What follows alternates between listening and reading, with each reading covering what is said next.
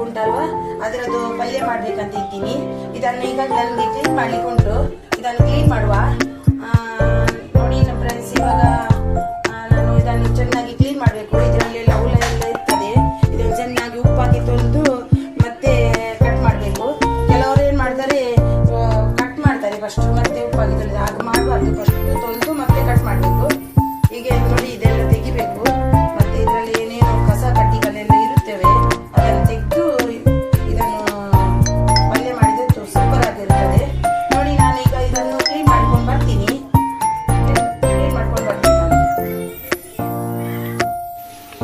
Cut ಮಾಡುವ. ನಾವು ಇದನ್ನು ಕಟ್ ಮಾಡ್ತಿದ್ದೀನಿ. ಕಟ್ ಮಾಡ್ಕೊಂಡು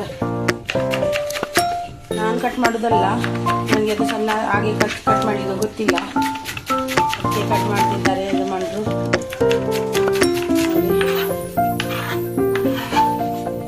ಅದಕ್ಕೆ ಟೊಮೆಟೊ ಈರುಳ್ಳಿ ಬೇಕು.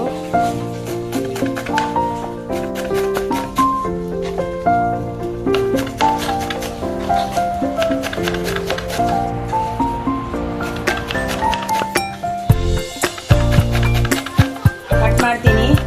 ಕಟ್ ಮಾಡ್ತಾ ಎಲ್ಲ ಕಟ್ ಮಾಡಿ ಆದ್ಮೇಲೆ ನಿಮಗೆ ಸಿಗ್ತೀನಿ ನಾನು. ನೋಡಿದ್ರು ಎಲ್ಲ ಕಟ್ ಮಾಡಿ ಆದ್ಮೇಲೆ ನೋಡಿ ನಾನು ಅರಿವೆ ಸೊಪ್ಪು ಕಟ್ ಮಾಡ್ಕೊಂಡು ಬಂದೆ. ನೋಡಿ ಆಯಿತು. ಈಗ ಟೊಮೆಟೊ ಕಟ್ ಮಾಡಿದ್ದೀನಿ ಒಂದೆರಡು ಸಣ್ಣದು. ಬೆಳ್ಳುಳ್ಳಿ ಒಗ್ಗರಣೆಗೆ, ಕರಿಬೇವು ಒಗ್ಗರಣೆಗೆ, ಮೆಣಸು ಒಗ್ಗರಣೆಗೆ, ಇದು ಮೆಣಸು, ಹಸಿಮೆಣಸು, ಈರುಳ್ಳಿ ಮತ್ತೆ ಮಸಾಲೆ ಇಷ್ಟೇ. ಸ್ವಲ್ಪ ಖಾರ ಹುಡಿ ಹಾಕಿದ್ದೀನಿ, ಹಳದಿ ಹಾಕಿದ್ದೀನಿ.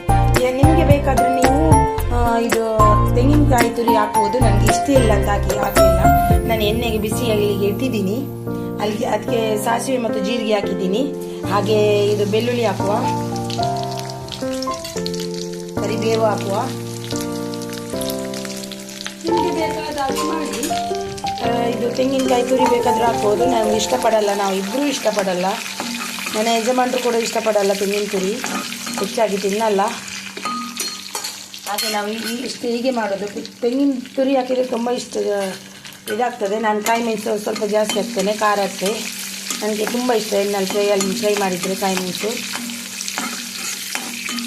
ತಿನ್ನಬಾರ್ದಂತ ಹಾಗೆ. ಆದರೂ ನಾನು ಕೆಲವೊಂದಕ್ಕೆ ಮಾತ್ರ ಹಾಕೋದು, ಎಲ್ಲದಕ್ಕೂ ಹಾಕೋದಿಲ್ಲ.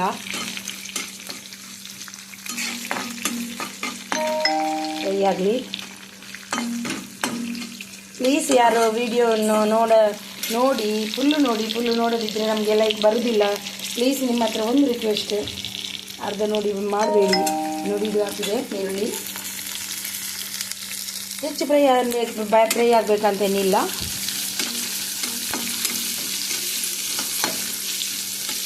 ಈಗ ಹಲ್ದಿ ಹಾಕುವ. ಉಳಿದದ್ದು ಮತ್ತೆ ಹಾಕ್ತೀನಿ.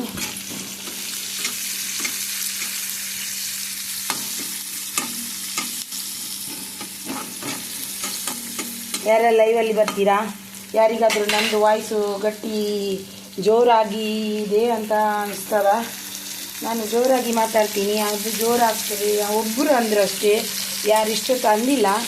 ಯಾರೋ ಒಬ್ಬರು ಅಂದರು ತುಂಬ ಮೆಲ್ಲ ಮಾತಾಡಿ ಅಂತ. ಅವ್ರು ಬರೋದೇ ಅಪರೂಪ. ಅವರಿಗೆಲ್ಲ ಹೀಗೆ ಹೋಗಿ ನಾನು ಸಪೋರ್ಟ್ ಮಾಡಿ ಎಲ್ಲ ಮಾಡಿ ಬರ್ತೀನಿ, ಸೂಪರ್ ಸಪೋರ್ಟ್ ಮಾಡಿ ಮೆಸೇಜ್ ಮಾಡ್ತೀನಿ. ಅವ್ರು ಬಂದು ನಮಗೆ ಹಾಗೆ ಇದು ಮಾಡಿ ಹೋಗ್ತಾರೆ.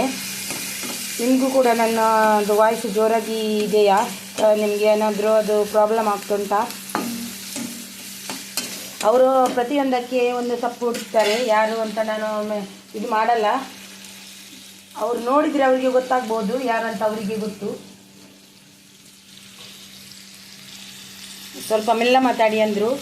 ಮೆಲ್ಲ ಮಾತಾಡಲಿಕ್ಕೆ ಲೈವಲ್ಲಿ ಮೆಲ್ಲ ಮಾತಾಡಲಿಕ್ಕೆ ಆಗಲ್ಲ, ಎಲ್ರಿಗೂ ಕೇಳಬೇಕು ಅಷ್ಟೇ.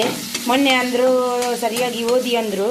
ನಾನು ಅವರ ಲೈವಿಗೆ ಹೋಗಿ ಜಾಯ್ನ್ ಆಗಿದ್ದೆ, ಡೈಲಿ ಹೋಗ್ತಿದ್ದೆ, ಜಾಯ್ನ್ ಆಗಿದ್ದೆ. ಆವಾಗ ಅವರು ಅಂದರು ಎಂತ ಗೊತ್ತುಂಟಾ, ನಂದು ಹೆಸರನ್ನು ಬೆಂಗಳೂರು ಎಂತೆಂತ ಓದಿದ್ರು. ನಾನು ಕೂಡ ಅಂದೆ, ಆವಾಗ ನಾನು ಅವರಿಗೂ ಕಂದೆ ಸರಿಯಾಗಿ ಓದಿ ಅಂದೆ. ಅವರು ಆಗಂದರು ತಪ್ಪಾಗುತ್ತೆ ಕೆಲವೊಮ್ಮೆ. ಹೌದು, ಎಲ್ಲರಿಂದಲೂ ತಪ್ಪಾಗುತ್ತೆ. ಅದು ನಿಮ್ಮ ಕಡೆಯಿಂದ ಆದರೆ ಮಾತ್ರ ತಪ್ಪು, ಬೇರೆಯವರ ಕಡೆಯಿಂದ ಆದರೆ ಅದು ತಪ್ಪಲ್ಲ ಅಂತ ನಿಮ್ಮಿಂದ ನಾನು ಕಲಿತೆ. ಯಾರಾಗಲಿ ಅವರು ವಿಡಿಯೋ ನೋಡಿದರೆ ಅವರಿಗೆ ಅದು ತಲುಪಬೇಕಂತ ನಂದು ಇದು. ಅವ್ರ ಕಡೆಯಿಂದ ಆದರೆ ತಪ್ಪು, ನಮ್ಮ ಕಡೆಯಿಂದ ಅದು ತಪ್ಪಲ್ಲ. ಅದು ಅವ್ರ ಕಡೆಯಿಂದ ಆದರೆ ತಪ್ಪಲ್ಲ, ನಮ್ಮ ಕಡೆಯಿಂದ ಆದರೆ ತಪ್ಪು. ಅವರಿಗೆ ತಪ್ಪಾಗಿ ಆಗುತ್ತೆ ಎಲ್ಲರಿಂದ ಅಂತಾರೆ. ನಮ್ಮ ಕಡೆಯಿಂದ ಆದರೆ ಅದು ನಿಮ್ಮದು ತಪ್ಪಾಗಿದೆ, ಸರಿಯಾಗಿ ಓದಿ ಅಂತಾರೆ. ನಾವು ಸರಿಯಾಗಿ ಓದಿ ಅಂದರೆ ಒಮ್ಮೊಮ್ಮೆ ತಪ್ಪಾಗುತ್ತೆ ಅಂತಾರೆ. ಎಲ್ರಿಗೂ ಒಂದೇ ರೂಲ್ಸ್ ಕೊಡಿ, ಒಬ್ರಿಗೊಬ್ರಿಗೆ ಒಂದೊಂದು ರೂಲ್ಸ್ ಕೊಡಬೇಡಿ ಆಯಿತಾ. ಎಲ್ರಿಗೂ ಒಂದೇ ರೂಲ್ಸ್ ಅಲ್ವಾ, ಎಲ್ರಿಗೂ ತಪ್ಪಾಗುತ್ತೆ ಓದುವಾಗ. ಏನಾಗೋದು, ಬೆಂಗಳೂರು ಬೆಳದಿಂಗಾಲ ಅಂತ ಹೇಳುವ ಬೆಂಗಳೂರು ಭಾಗ್ಯ ಬೆಂಗಳೂರು ಅಂತ ಅಂತಾರೆ ಅವರು. ಒಬ್ಬರು ಎಲ್ರಿಗಂತ ಅಲ್ಲ. ನಾನು ಇವತ್ತು ಬಂದು ಇದು ಮಾಡ್ತಾರೆ, ಅವರಿಗೆ ಡೈಲಿ ಸಪೋರ್ಟ್ ಮಾಡ್ತೀನಿ ನಾನು. ಸ್ವಲ್ಪ ಕಮ್ಮಿ ಮಾಡಿ, ವಾಯ್ಸ್ ಸ್ವಲ್ಪ ಕಮ್ಮಿ ಮಾಡಿ ಅಂತಾರೆ. ನಾನು ಅಷ್ಟು ಮಂದಿಗೆ ಮಾತಾಡ್ತೀನಿ, ಯಾರು ಇಷ್ಟರವರೆಗೆ ನನಗೆ ಯಾರೂ ಅಂದಿಲ್ಲ. ನೋಡಿ, ಟೊಮೆಟೊ ಹಾಕಿ ಕಾಯಿ ಮೆಣಸು ಖಾರದ ಪುಡಿ ಎಲ್ಲ ಹಾಕಿದ್ದೀನಿ.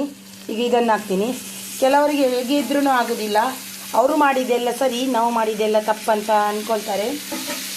ಅಂಥವ್ರ ಲೈವ್ಗೆ ನಾನು ಇನ್ನೊಂದು ಯಾವತ್ತು ಹೋಗಬಾರ್ದು ಅಂತ ಅಂದ್ಕೊಂಡಿದ್ದೀನಿ, ಹೋಗುವುದು ಇಲ್ಲ.